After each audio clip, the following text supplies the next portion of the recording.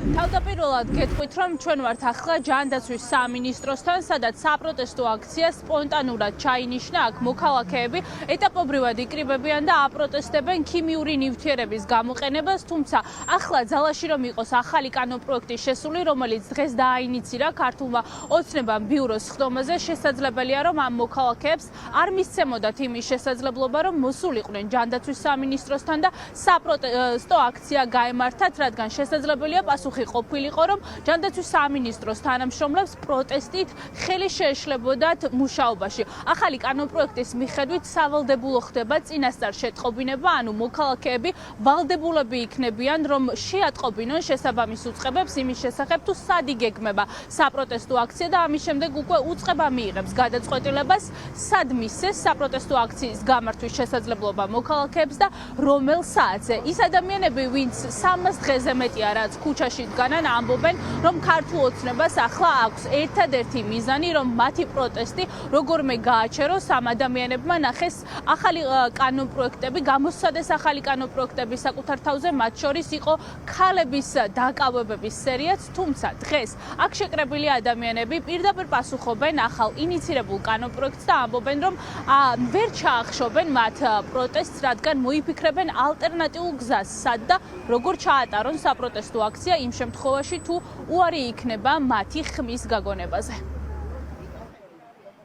დღეს შემოტანილი რაღაც ინიციატივა, რომლის დროსაც თურმე თვითონ შემოგვისაზღვრავენ ადგილს, სად გავმართოთ პროტესტი, მახსენებს ერთ პერიოდს, როცა ესე ზუსტად საქართველოს პრეზიდენტის მომხრეებს აი ამ მეთოდებით თავიდან ავიწროვებდნენ, მერე ადგილს უსაზღვრავდნენ და მერე ის ადგილიც კი აუგზავნეს, მაგრამ ჩვენ ვართ ეხა თანამედროვე ტექნოლოგიების ეპოქაში და ასე რომ ეს მცდელობა არის უშედეგო, ჩვენ მოვნახავთ გზებს, როგორ გავმართოთ პროტესტი.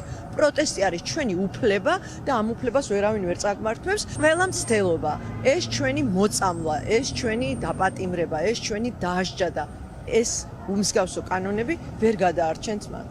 ახლა გადაწყვიტეს, რომ კანონი მიიღონ, რომ თვითონ განსაზღვრონ, როდის უშლით ხელს ჩვენ ფუნქციონირებას რაღაც დაწესებულებების და სად გავმართოთ პროტესტი.